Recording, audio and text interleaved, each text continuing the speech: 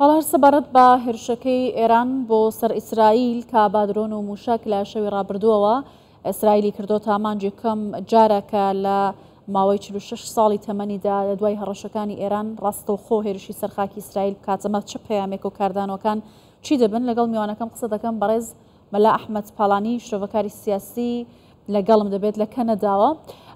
ئەم کاتت باش بەڕێز پاڵانی پێتان وایە دوای 46 ساڵ لە دەستبەکاربوونی کۆماری ئیسلامی ئێران و هەڕەشە بەردەوامەکان یەکەم جارە ڕاستەوخۆ خاکی ئیسرائیل لەلایەن ئێرانەوە دەکرێتە ئامانج، پێتان وایە ئێران بۆ ئەمەی کرد؟ سڵاو لە ئێوە و لە بینەرانیشتان. بەر لە هەموو شتێک ئەو شەڕە بە ڕای من گەیمێکە لەگەڵ ئەوەی ئیسرائیل توانوێتی چەند لە سەرکردەکانی ئێران کوژێت، بەڵام ئێران بەر لە ئەوەی ئەو کارە بکە هەم ئەوروپا و هەم ئەمریکا و هەموو ئەوانەی وتووە کوتوێتیشی لەکوێ ئەدا. یعنی ئەوە شتێکە وەکو کوشتنەکەی قاسمی سولەیمانی مطمئین بە لە چەند ڕۆژی داهاتوودا یا لە چەند مانگی داهاتوودا دیارەدا کە بە دیاری وتوێتی کە لەکوێ ئەدا و ئەدا لە شوێنێک کە هیچ زەرەر و زیانێکی نەبێت.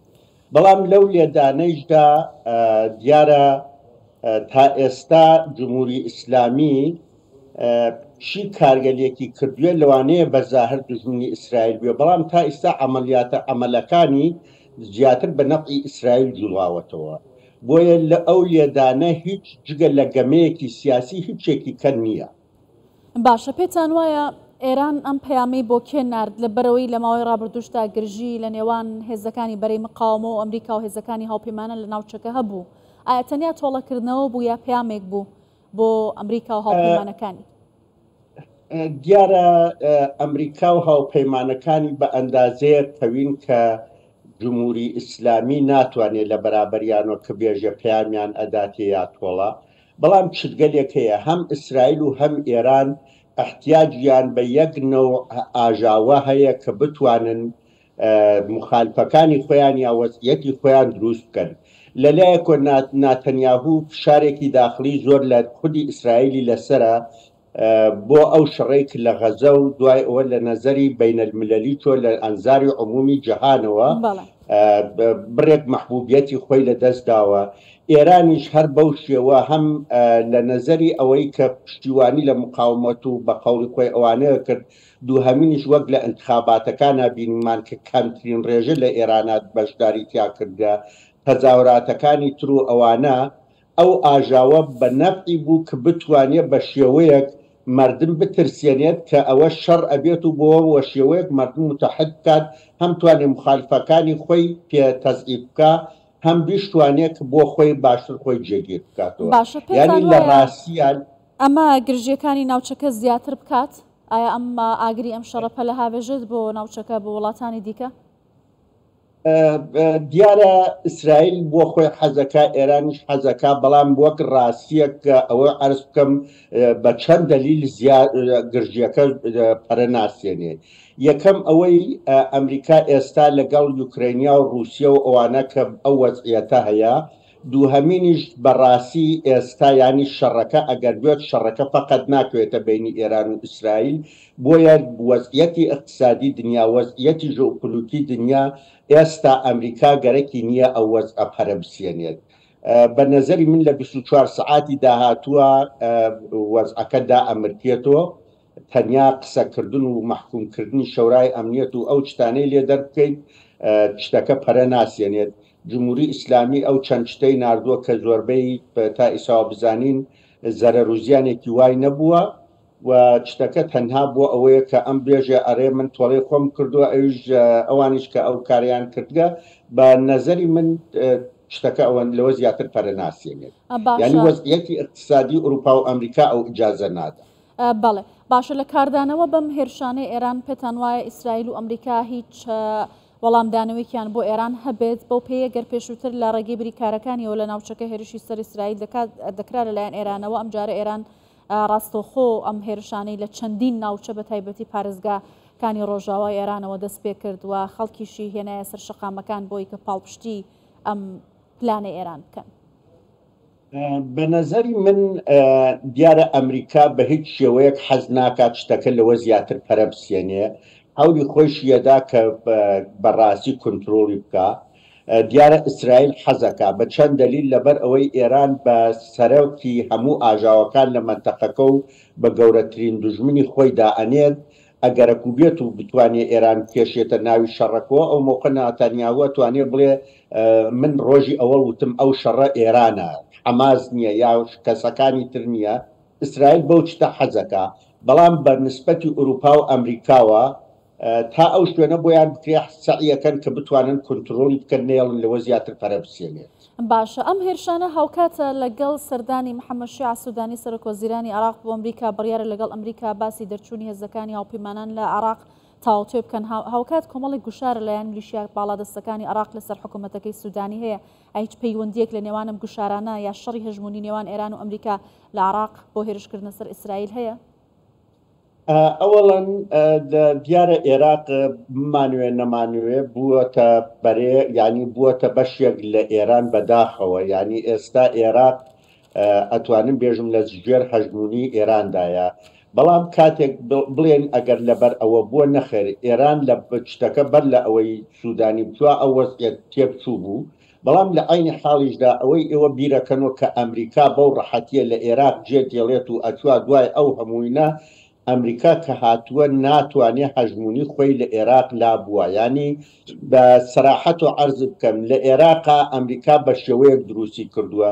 ئیستا کورد و شیعە و سونی هەیە، ئەو شتیانەش لە زۆر شتا بە یەک و ڕێک ناکەون. ینی مانەوەی ئەمریکا حتا ئەگەر شیعەش بڵێت دەربچووە کەسەکانی تر یاوەکوی لایەنەکانی تر ناتوانن ئەو شتە بکەن. بۆیە دەرچوونی ئەمریکا لە عێراق تەنیا لە شعار زیاتر یعنی لە واقعیەتێکی تیان نیە. ئەمریکا ئەمێنێتەوە تا زمانێک مسەوگەر ئەبێ کە لە باری سیاسی و دیپلۆماسیەوە ئەمریکا بۆ هەمیشە پارێزراوە لەوێ هێزی ئاسکەریە مێنێتەوە. باشە، پێتان وایە کە لایەنەکانی نزیک لە ئێران لە عراق دەبنە بەشێک لە ململانی و شەڕێکە لە نێوان ئیسرائیل و ئێران هاوکات وەکو ئەمریکاش وەکو هاوپەیمانێکی ئیسرائیل لە ناوچەکە هەیە؟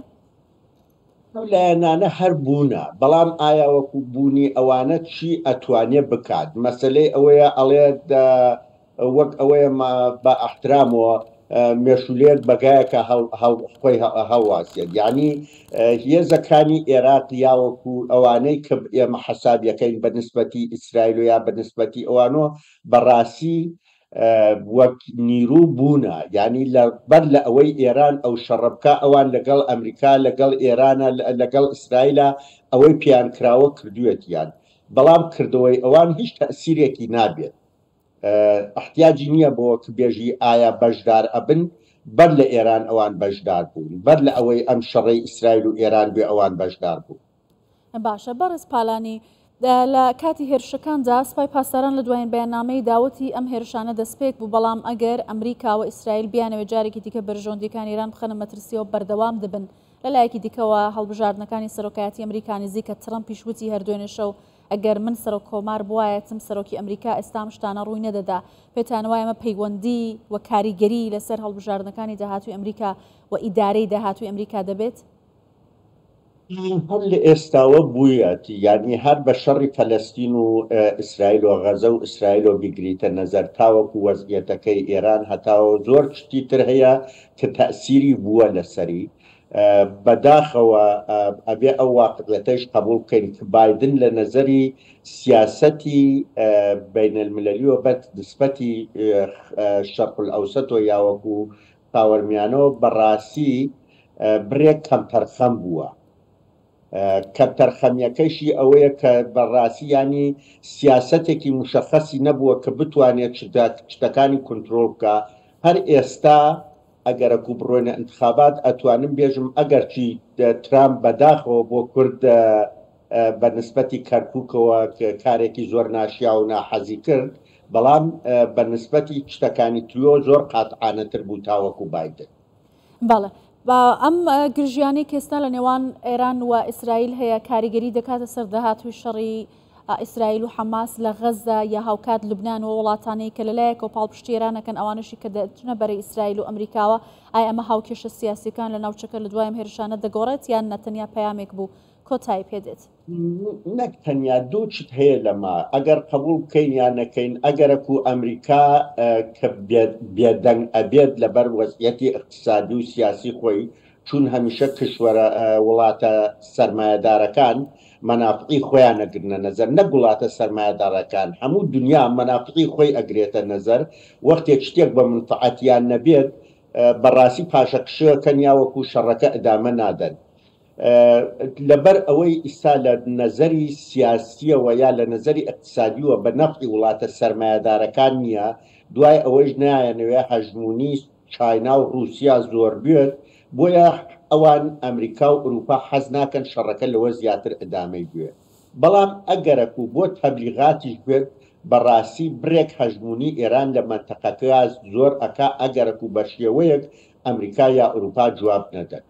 باشە، زۆر لەو کەسانی کە شۆڤی بارودۆخی ڕۆژهەڵاتی ناوەڕاست دەکەن لەگەڵ دەستپێکی هێرشەکانی ئێران وتیان ئەمە تەنیا شۆیەکە و نمایشێکی ئێرانە لەگەڵ ئیسرائیل ئەنجامی دەدات. پێتان وایە کە ئەم بابەتەی کە ئێستا هەیە جەمسەربەندی و بلۆکبەندی وڵاتەکان دەگۆڕێت، بۆ نمونە رووسیا و کۆریای باکوور هاتنە سەر خەت لایەکی دیکەوە ئۆردن و وڵاتانی دیکەش پاڵپشتی خۆیان بۆ بەرامبەر ڕاگەیاند، ئەمە تەنیا شۆیەک بوو؟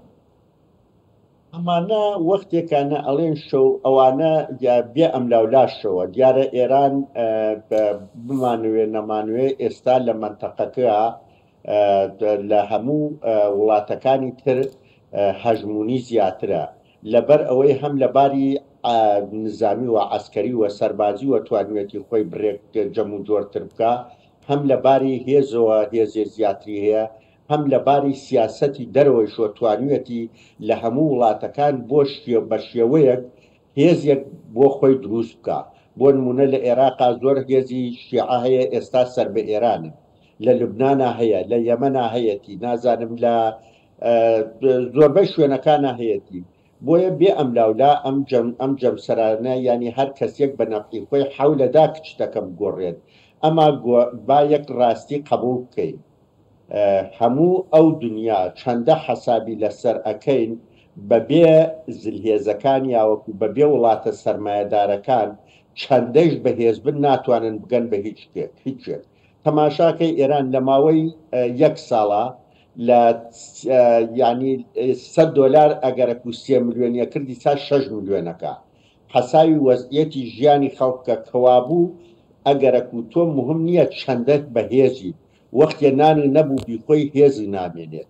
کەوابوو لە نەزەری اقتصادیەوە لە نەزەری ئابوووریەوە هیچ وڵاتێک ناتوانێت لە بەرابەری وڵاتە سەرمایەدارەکانە بتوانێت سەر بکەوێت ئەگەر بێت و نەتوانێت لەگەڵیانە ڕێک پێ و هاوکاریان نە.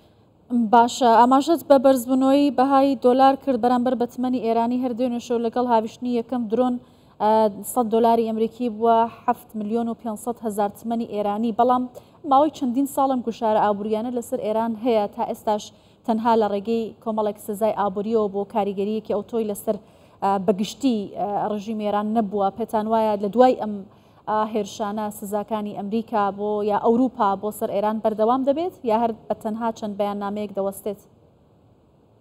پێم خۆشە ئەوە عەرز بکەم، ئەوڵەن ئەو سزانە بووە سزاکان بەو شێوەی کە من و تۆ بیری لێ ئەەکەینەوە قەوی نەبووە، لەبەر ئەوەی ئێران لە زۆر شتا بە نەفعی ینی وا لە خزمەتی منفعەتی وڵاتە سەرمایەدارەکانە، چ لەباری عەسکەری و ئەیگریتە نەزەر.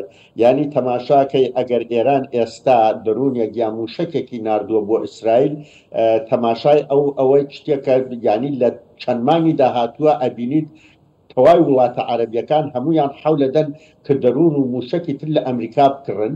کەوابوو بوونی ئێران زەرەری نییە بۆ دنیای سەرمایەداری، مەنافعی هەیە. ئەگەر نەیبوایە بە شێوەیەک لە شێوەکان ئەیانتوانی چارەسەری بکەن. بەڵام وەختێکانە ئەڕۆینە باری ئەوەی کە بۆ لە نەزەری اقتصادیوە نەیانتوانیوە ئێران جگە لە ئەوەی کە بۆ خۆی وڵاتێکی گەورەیە لە باری فەلاحەتەوە لە باری زۆر شتۆ بۆ خۆی ئەتوانێت چوار دەورەکەیشی کۆمەکی پێ کردووە. بۆ نمونە هەر لە عێراقا ئەتوانم بێژم ئێستا تا ئەوەی من هینیەکەم لە عێراقا تقریبەن لە هەفتەیەکە میلیاردها دۆلار ئەخەنە بازارڕۆ، ئەو هەموو میلیاردها دۆلارە چەند نەفەری بۆ چەندێکی بۆ دەرەوە ئەچێت، هەر هەمووی بەرەو ئێران ئەڕوات بە شێوەیەکی قاچە کەوابوو ئەگەرە و لەلایەنێکۆ تەحریم کراوە لەلایەنێک و ترۆ ڕێگای بۆ کراوەتەوە کە تەحریمەکە بشکێنێت. بەڵێ بەڕێز مەلا ئەحمەد پاڵانی شتۆڤەکاری سیاسی زۆر سوپاس لە ئەدمنتن لە کەنەداوە لەگەڵمان بووی. سوپاس بۆ ئێوەش هەمیشە سەرکەوتوو بوون، سوپاس بۆ داوەتکرد.